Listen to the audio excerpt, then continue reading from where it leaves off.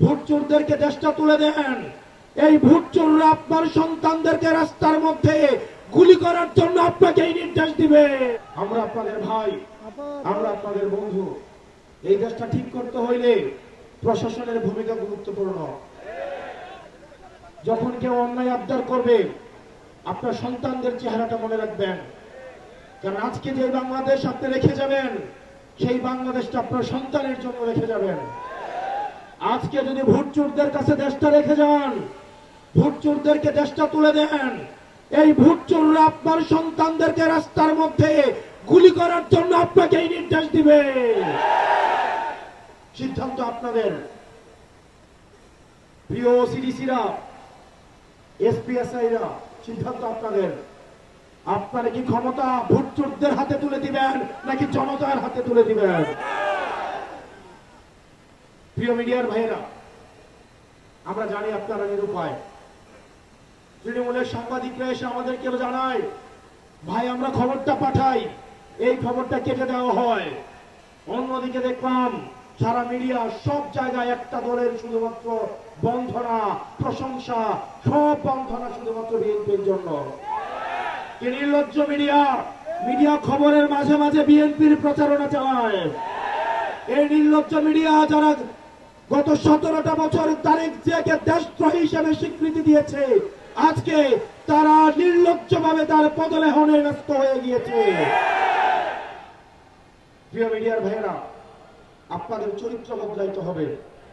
আমরা জানি আমার সাংবাদিক ভাইয়েরা চেষ্টা করে, কিন্তু মিডিয়ার মালিকেরা হচ্ছে প্রথম মুনাফিক। আগামী নির্বাচনে আপনারা যদি নিরপেক্ষ ভূমিকা পালন না করেন, জনগণ এবারে মিডিয়াকেও লাল কার্ড দেখাবে।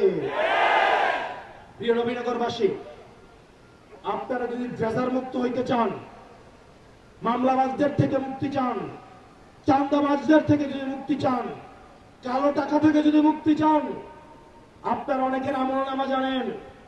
3-4 বার করে ক্ষমতায় ছিল, আপনাদের জন্য কি করেছে সেটা আপনারা দেখেছেন। আপনারা অতীতকে ভুলে যাবেন না। আপনারা যদি চান একটা সৎ মানুষের হাতে এই নবীনগরটা তুলে দিতে, আপনার আমজাদ ভাইয়ের হাতকে শক্তিশালী করুন। আপনার আমজাদ ভাইয়ের হাতে শক্তিশালী করুন। ওনার অর্থ নাই, আমার মতো সহায় সম্বলহীন, বংশ পরিচয়হীন, কিন্তু আল্লাহ যাকে উপরে উঠায় সারা পৃথিবীর মানুষ তাকে নিচে নামাতে পারে না।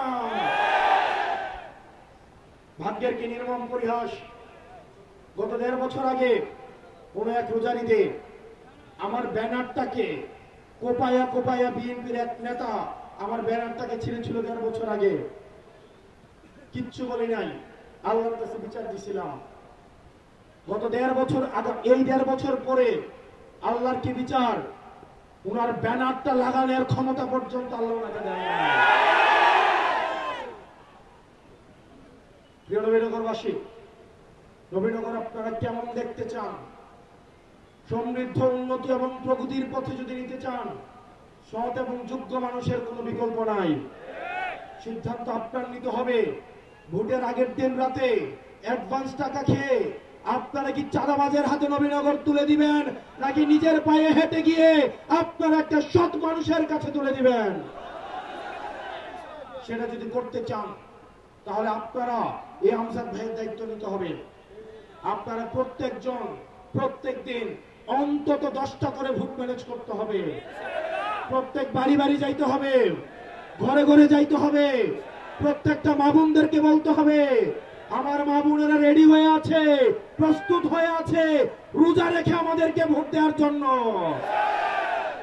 এবার যারা ভোট কেন্দ্র দখল করতে আসতে চাও, তোমরা তোমাদের মা বোনদের কাছ থেকে, সন্তানের কাছ থেকে দোয়া নিয়ে আসছো, তোমরা আর ফেরত চাইতে পারবে না। সকাল 7:30টায় ভোট দিতে আসবেন।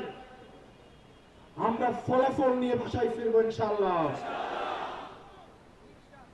আপনারা প্রত্যেকেই মনে রাখতে হবে, প্রার্থীর কাছে কিন্তু ভোট নাই। ভোটের জন্য জনগণের কাছে যাইতে হবে আপনাকে। যে অন্য রাজনৈতিক দল করে বিশ্বাস করেন, আল্লাহর উপরে তাওয়াক্কুল করে বলছি, তারা অপেক্ষায় আছে রিকশাতে ভোট দেওয়ার জন্য। তারা হয়তো চান্দার জন্য, ধান্দার জন্য এই নির্বাচনে কিছু ইনকামের জন্য তারা হয়তো মিছিল মিটিং গুলাতে যায়, কিন্তু ভোটটা দেখবেন রিক্সাতেই দিবে। আপনারা তাদের কাছে তো আমাদের দাওয়াতটা পৌঁছাই দিবেন। আপনার প্রত্যেকটা ভোটারের কাছে, সে হোক আপনার বিরোধী, সে হোক আপনার পক্ষের, সে হয়তো আপনাকে দেখতে পারে না, সবার কাছে আপনার দাওয়াত পৌঁছাইতে হবে।